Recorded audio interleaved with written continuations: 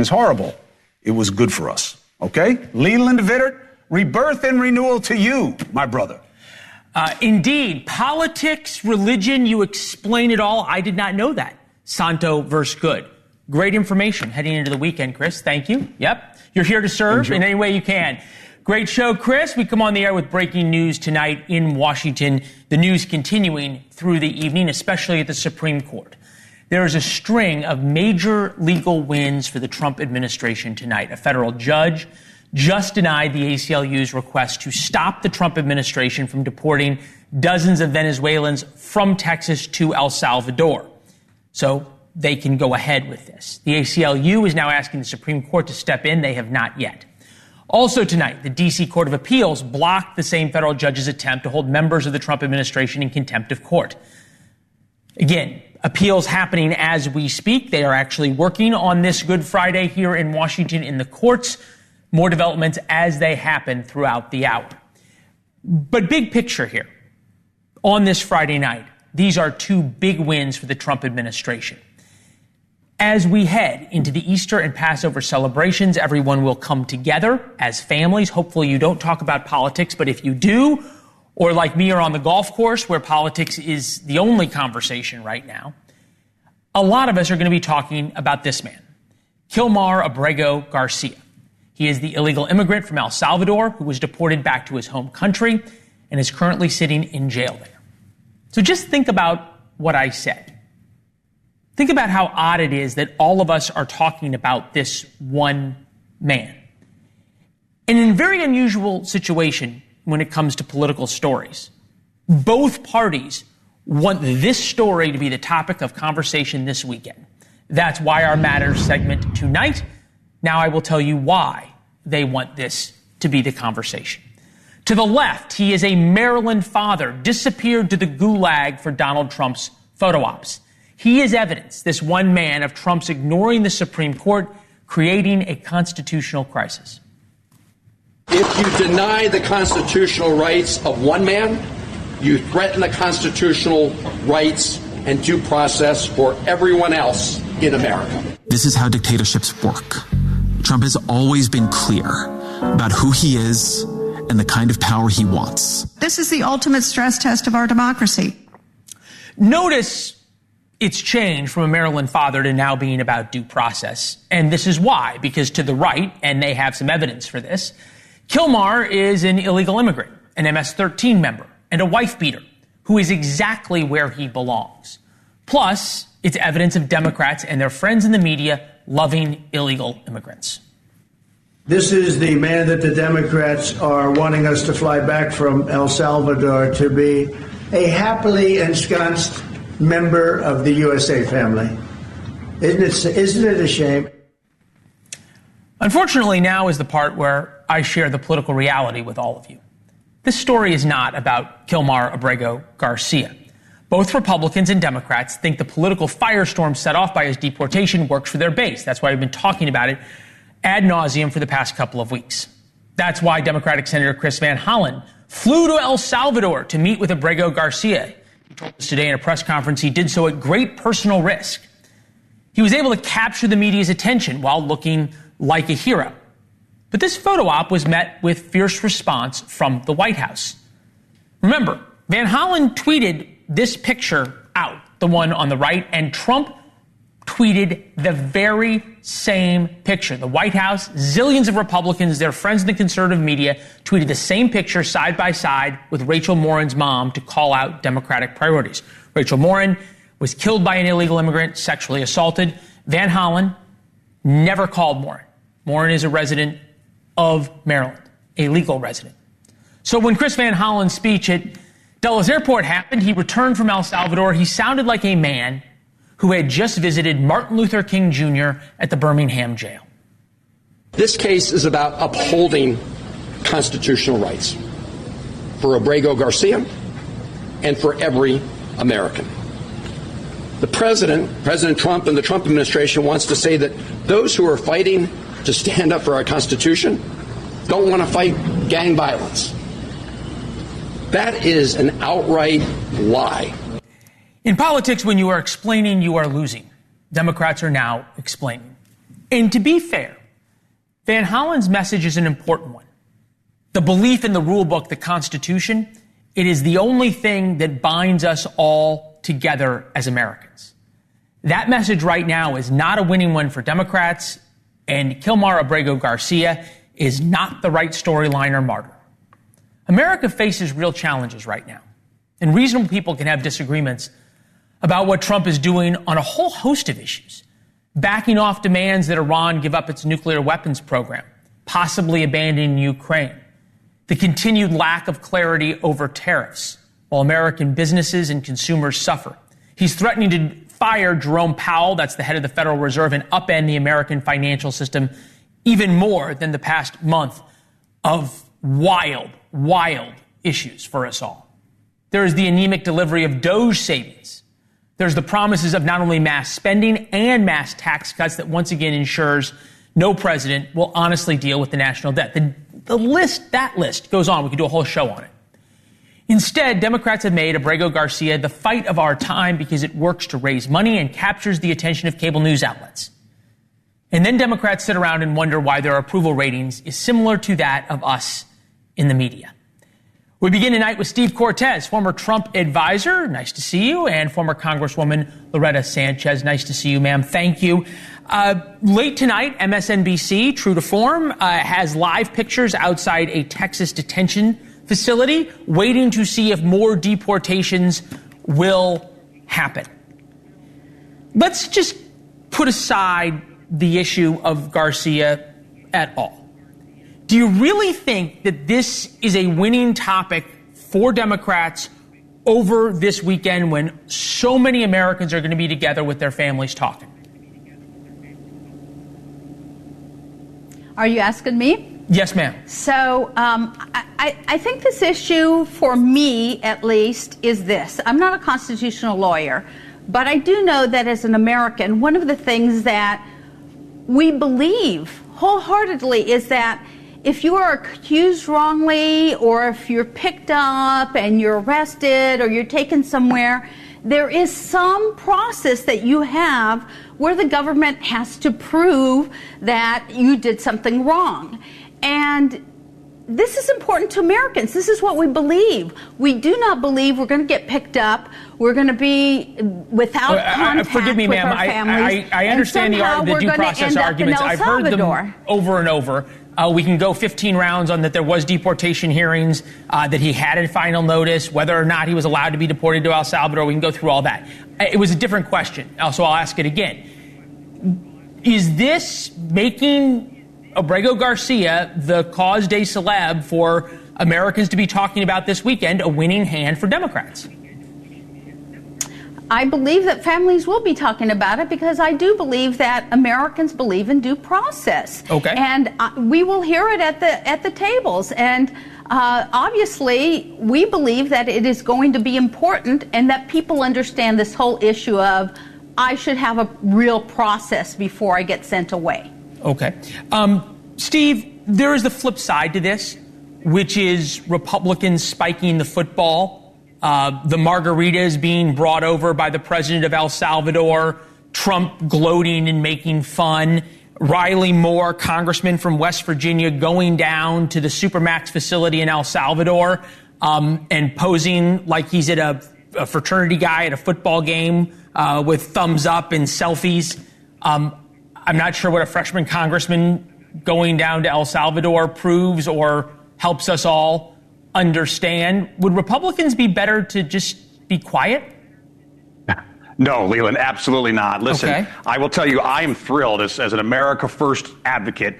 I'm absolutely thrilled that the Democrats insist on playing in this lane and focusing on this issue of prioritizing illegal migrants over Americans, and specifically on this cretin from El Salvador. He is a scumbag, and I say that because we're going to get to that, Steve. But I stopped Loretta, so I'm going to stop you for a second.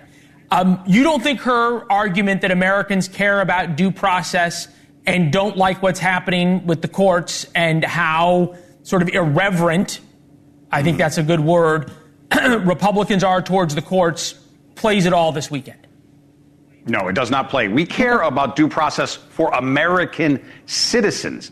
And American citizens have full constitutional rights. Illegal migrants who break and enter into our country, who trespass into our homeland, do not have those same rights and prerogatives as American citizens. So, no, Again, I'm thrilled that the Democrats want to play in this arena because we are going to continue to massively win. Not by opinion, by the way. Look at the polling. If you poll about illegal migrants with criminal records, it is consistently 80% of Americans, including a majority of Democrats, in favor of immediate deportations of illegal migrants who are here with criminal records. Okay, so Congresswoman, Congresswoman, let me just ask a question. It's an important point because the arc of this story has changed radically.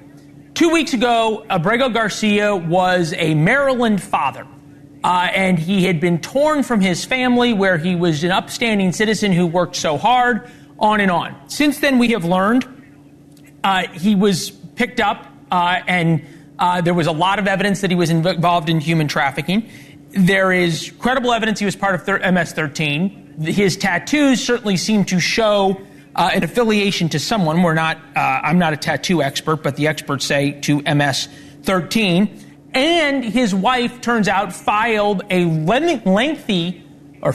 lengthy form saying that he beat her multiple times. And when she was asked about that on ABC, didn't have an answer. Take a listen. Is he a member of the MS-13 gang or any other gang? No, he's not. And I know this is a sensitive question, but I have to ask it. You did take out a temporary order of protection against your husband in 2021. Were you in fear of your husband?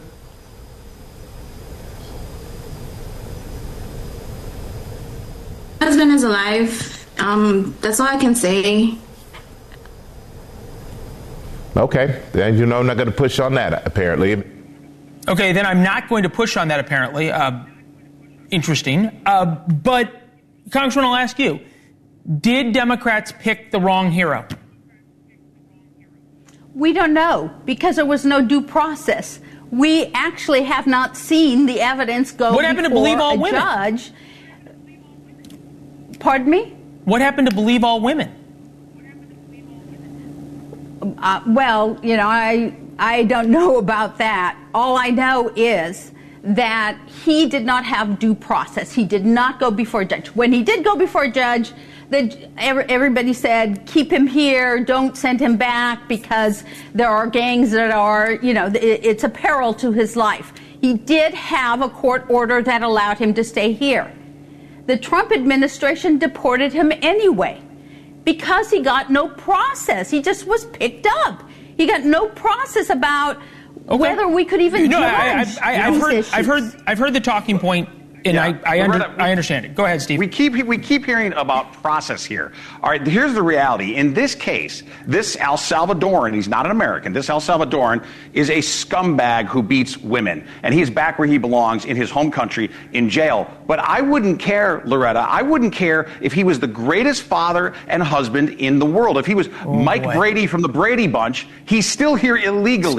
Steve, you had me up until then. Stay in this country.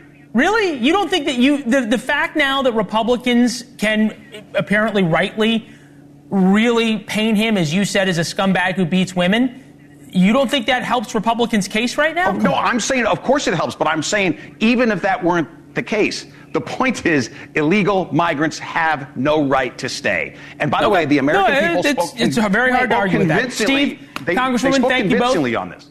We appreciate it. That has been decided before. Anyone who resides here has legal rights. That's one of the reasons under the Bush administration they didn't want to bring Congresswoman, people I appreciate it. into the United States. That's why this is being fought out in the courts. Appreciate you both. Not give them rights. Hopefully everyone's Easter dinner doesn't end in the way this one does, but we appreciate you all being here. Thank you. 250 years since Paul Revere saw two lights in the Old North Church. The United States is the most powerful country. It has the most opportunity. It is the most envied, yet Americans still feel down about it. Is President Trump returning America to greatness, or is this the beginning of the end?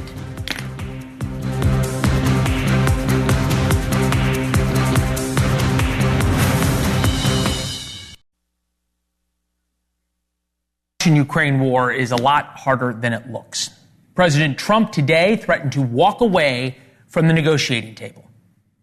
If for some reason one of the two parties makes it very difficult, we're just going to say you're foolish, you're fools, you're horrible people, and we're going to just take a pass. Take a pass? President of the United States is going to take a pass?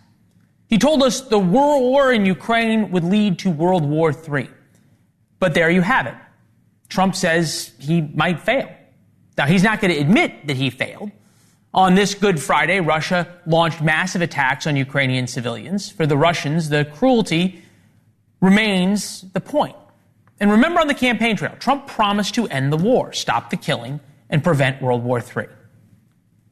If I'm president, I will have that war settled in one day, 24 hours. I would get a settlement in 24 hours. Now, it should have never happened. I will get the problem solved, and I will get it solved in rapid order, and it will take me no longer than one day. This is where things get tricky, because if Trump fails to bring peace and walks away from the table, there are a few vitally important questions. And he might be right. Walking away might be what America needs to do. But first off, who's he going to blame? He's not going to blame himself. Trump always wins. So who does he blame? Putin or Zelensky?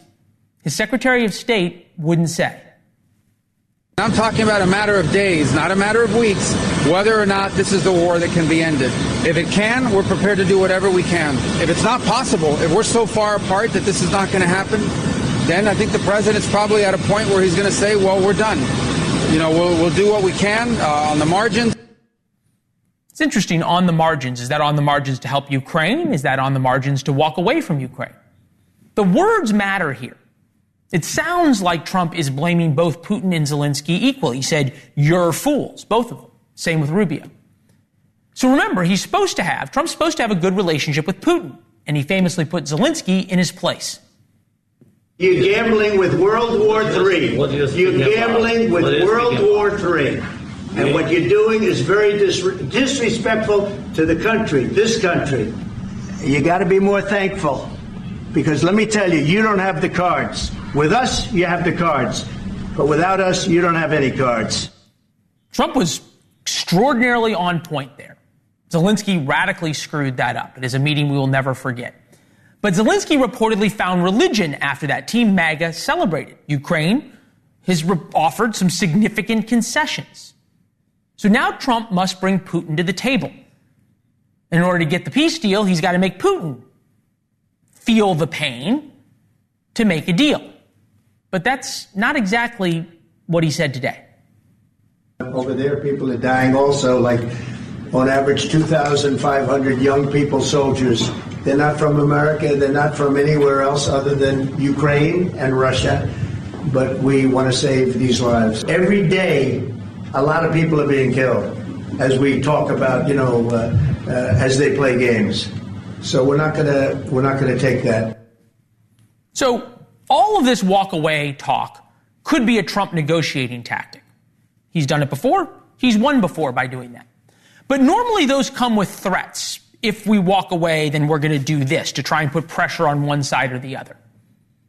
There wasn't a threat in the comments today. Only talk of everybody dying on both sides. So if Trump fails, walks away, we can only hope he blames the person who started the war, which is Vladimir Putin. And more importantly, if he walks away and the war continues, that he was wrong when he said the war continuing would lead to World War III. A look at Boston's Old North Church tonight. They're celebrating the 250th anniversary of Paul Revere's Midnight Ride. Revere famously saw two lights in the church bell tower. The British were coming by sea. The shot heard around the world on Lexington's Green the next morning was the start of the great experiment we call the United States of America. 250 years later, America stands as evidence of what a few committed and honorable men can create. We are the most powerful nation on earth. We have saved the world from tyranny many times over, not to mention brought most of mankind's greatest inventions to life. We are the wealthiest nation on earth. We offer more opportunity to more people than any nation on earth ever has. We stand as a beacon of freedom and opportunity around the world. Don't believe me? Just ask the 12 million people who spent their life savings, risked death, and cartel trafficking to come here over the past 4 years. Of course, they came illegally, but America is still the world's best hope. Yet 53% of Americans think we are heading in the wrong direction. Just 36% say it's the right direction. So this weekend, most Americans will either lament to friends the American experiment is broken and Trump can fix it, or that Trump is destroying it. George Will joins us, NewsNation senior political contributor, Pulitzer Prize-winning columnist. Your column inspired this segment. Great column. I would encourage everyone to read it. And you talk about the birth of America being messy. Are we in another messy time? Nothing remotely as messy as it was back then. The Revolutionary War, Leland, was our first civil war. About a third of the Americans stayed loyal to King George III. About a third sided with George Washington. And about a third said, I don't want anything to do with this. Everyone get off my lawn. And it was brutal. Civil wars are always internecine and nasty. And this is no exception. David Brooks, writing in the New York Times, what's happening is not normal. America needs an uprising. If you keep talking like this, might people sometime take you up on it? There are 334 million people in this country, Leland, and a few of them are stark raving mad and very suggestible. So we should watch our language about this. We have uprisings every 4 years to remove presidents or re-elect presidents. They're called elections, and they're pretty good. But the thirst for apocalypse on the part of some Americans. Where does that come from? I don't know. I think partly that maybe we're hardwired from our caveman days to run away from saber-toothed tigers and woolly mammoths, and we still need excitement. Life's too tame. But some people, I don't think, really feel alive unless they're terrified of climate. Or angry. Or angry. Is that different than the revolution? I mean, in a sense, this kind of anger is a luxury item, is it not? Compared to back in the days, now we have things so good we can be this angry. That's right, and the anger distracts us from what we should be doing tonight. We should be getting ready to celebrate. Think of that, an American celebrating themselves for the next 15 months. What begins tomorrow, the first day of a war that lasted a long time until peace came really in 1783. But a lot of Americans, Leland, approach this birthday party with trepidation. They think, oh, Lord, we're going to have to relitigate the fact that we're flawed, that the founders owned slaves, and all the rest. It's a distraction, and it's a pity, because people ought to learn to feel good about their country again. Well, and there's so much to feel good about. I wrote in War Notes about how I am truly in love with America. I read your column. It gave me chills. I wrote this segment, gave me chills as well.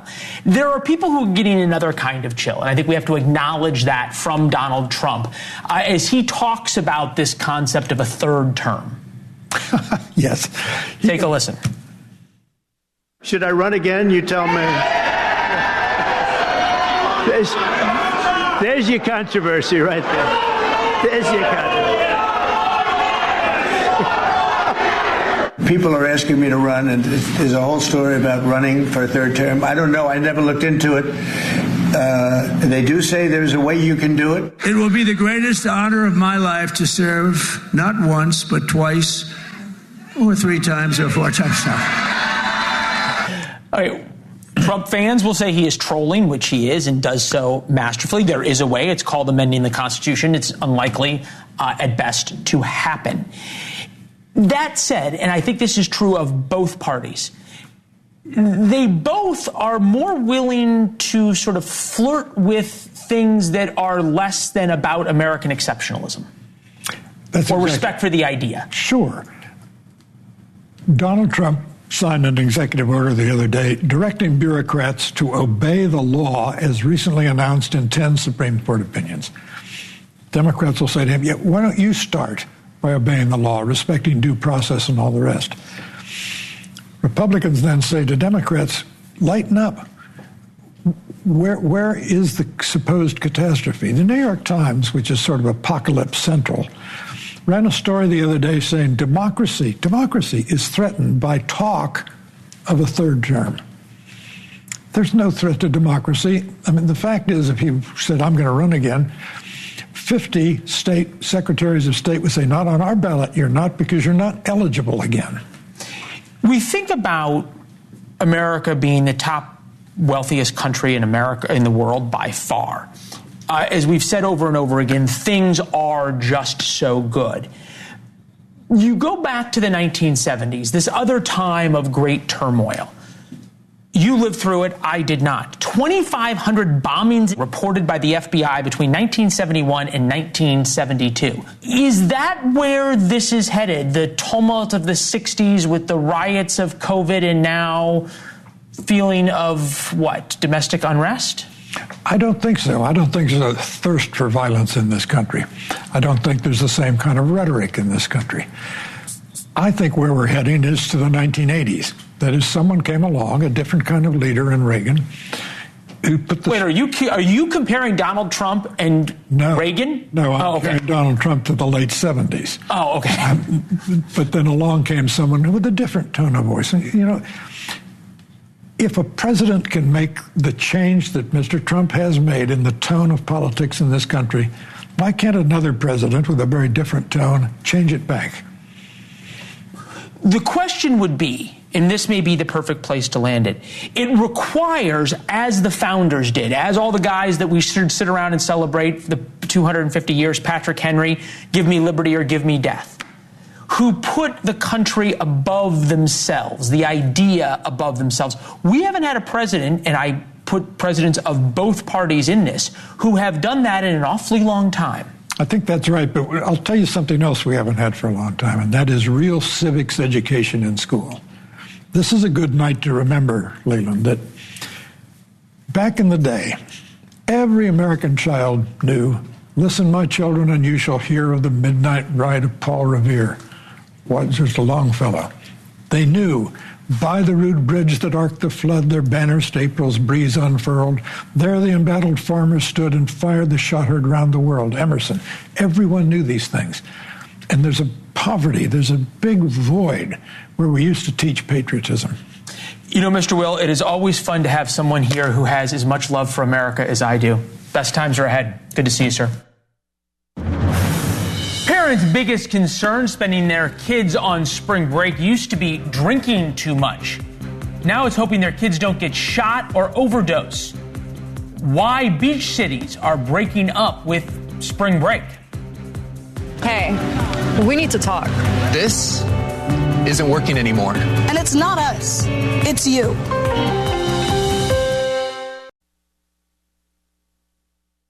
Pizza from last night. Yep. We had that for breakfast. With Suds and Son, there's only one thing this bash needs to officially make it a spring break. That's right, a wet T-shirt contest.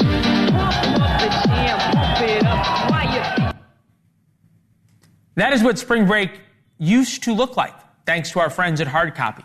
Panama City Beach in the 1990s. The big risks for kids was drinking too much and, as you saw, wet T-shirt contests. Kids being stupid, in other words, and having fun. This was long before Instagram, thankfully for all of us.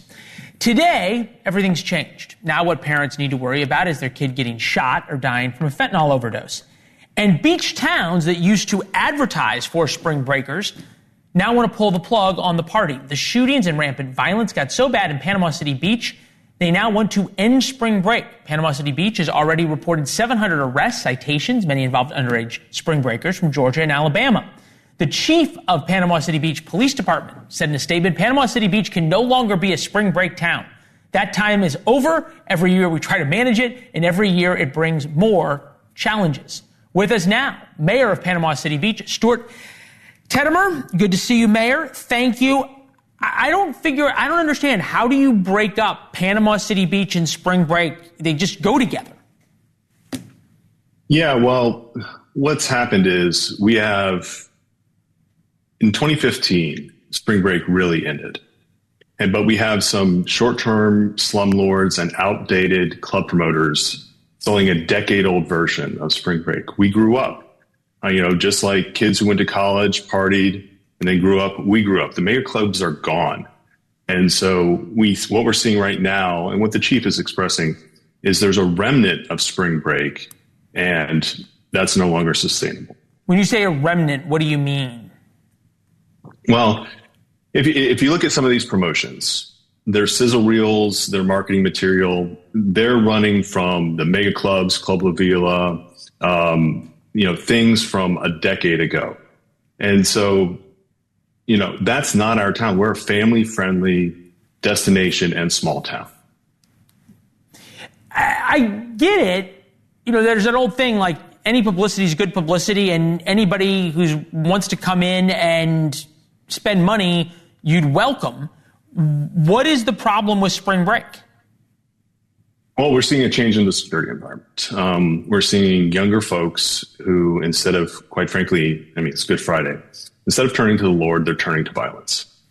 And so, that's something we haven't seen. We did adjust, we've pivoted, and now it's time for regulations to come in and catch up with this. Can you actually end spring break? I know, I think we actually have a way Miami tried. Take a listen. Hey, we need to talk. This isn't working anymore. And it's not us, it's you. We just want different things. Our idea of a good time is relaxing on the beach. You just want to get drunk in public and ignore laws. We're breaking up with you. And don't try to apologize and come crawling back. This isn't safe, so we're done. So how does it work? How do you stop spring break? Yeah, just to be clear, if you're here to have a good time, a nice family-friendly time, we welcome you no matter what time of year it is. The issue is if you've come and honestly, what happens is some of these folks are preying on some of the folks that come, and we need to make sure that they understand this is not a soft on crime environment that you're used to back home. We're seeing this all across Florida, and there, from Daytona Beach. I know the sheriff there has had a lot of issues. You go all the way down to Fort Lauderdale, to Miami Beach, on and on. Is this sort of a broader commentary? You think about what you and I grew up with as spring break. It was wild, but it wasn't really dangerous at all. Except thankfully there wasn't Instagram back then. That said, what has changed now that, as you talked about, that there's now violence associated with it and everything else? Well, of course, it's only a small number of people. We had a lot of people. I walked the beach. I walked the strip. A lot of it were kids having fun. But that party environment draws predators. And those predators are from broken homes. And they quite frankly don't know how to act in public. And so they bring the way they act at home here. And you saw with our arrests, we arrested everyone either day of or within a week. We came, we prosecuted them, we found them somewhere in a different state. The marshals found them. Our chief is amazing. He used to be under investigations. So we will find you, we will arrest you, we will put you in jail for as long as we can. All right. A different message from the Chamber of Commerce, but as you point out, a message that the other 99% of people want to hear because it makes them have a better time. Mayor, it was great having you. Go ahead. Can I just say the Chamber of Commerce, everyone's, except for these club promoters and a few short-term slumlords, this is a family-friendly town. Yeah, everyone's it makes perfect on board sense. with that. Yeah, makes perfect sense. Mayor, appreciate it. Thank you. It's good having you. Sure. Enjoy the Thank weekend. You, yeah. First wrote about this in War Notes. That's your chance for an inside look at the show every day. It is free to subscribe at warnotes.com. You'll be delighted and smarter when you check your email at 7:05 p.m. every day. It is the same common sense and unflinching analysis we deliver every day on the show. Make yourself smarter, more interesting with family and friends. Warnotes.com to subscribe. You can respond to the email. We read them all, your thoughts once a week. And I'll see you on social media at Leland Vittert. By every available measure, Americans seem to be doing very well. Unemployment is low. Inflation is low. So why are American fears around the economy and job market so high? Are all of our standards changing?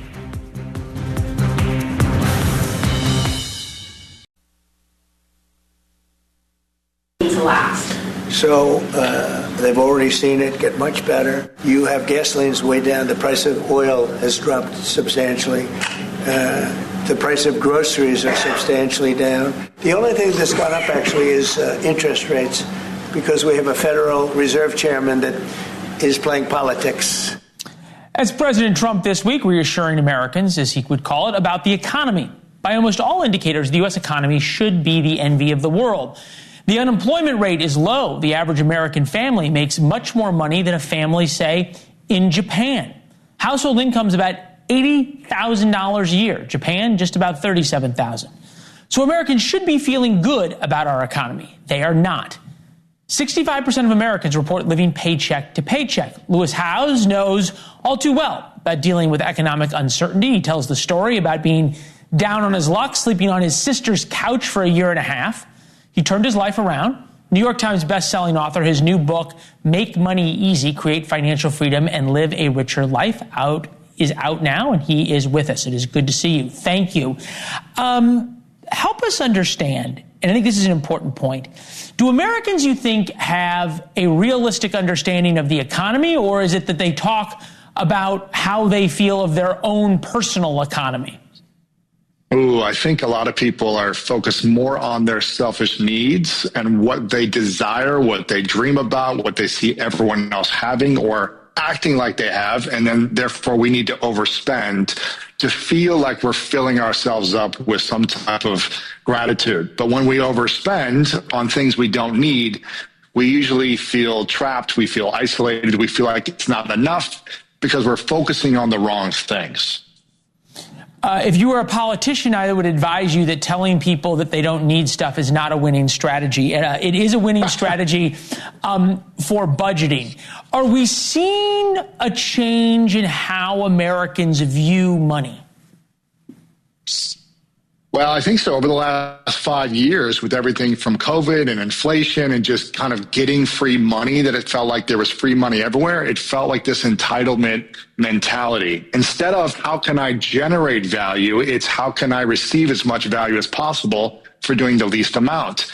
And we need to start flipping that mindset, flipping that habit on its head and saying, how can I be generous?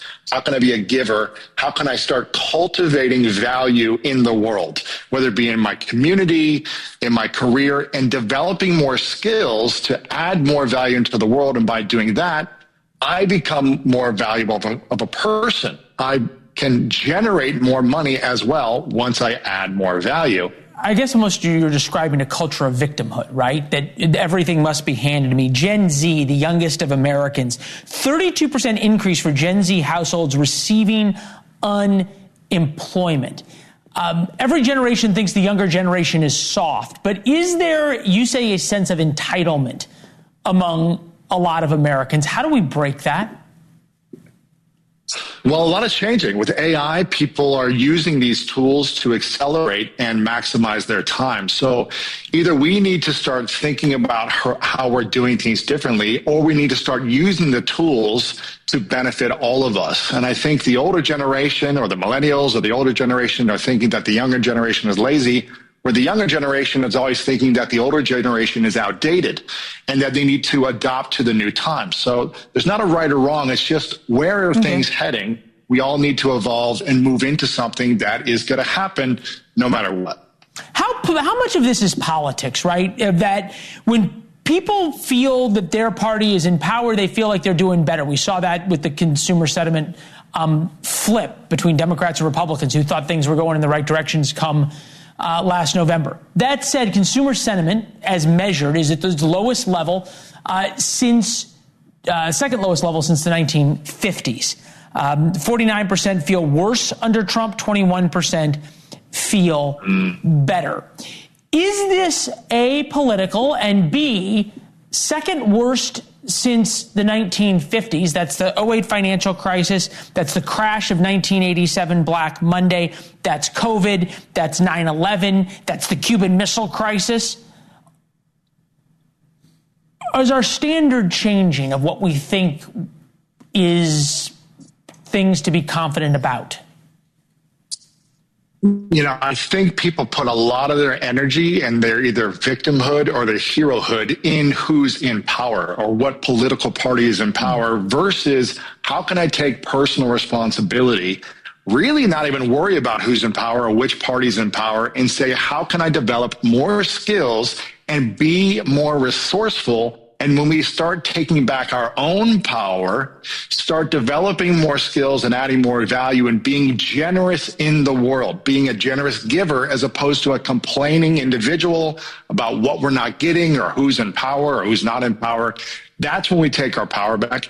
That's when we can become more emotionally free and hopefully become more financially free, no matter what's happening in the world.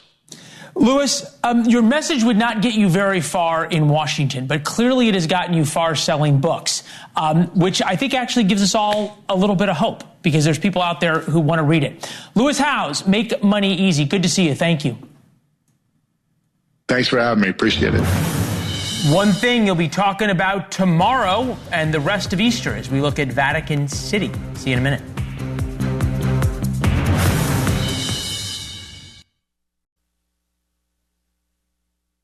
Or Passover. Hope you get some time with your family this weekend. Sincerely hope conversation revolves around something other than politics. We could all use a weekend off. But if it does turn to politics, please tell them why you trust NewsNation, why you welcome us into your homes every night so we can keep doing what we do.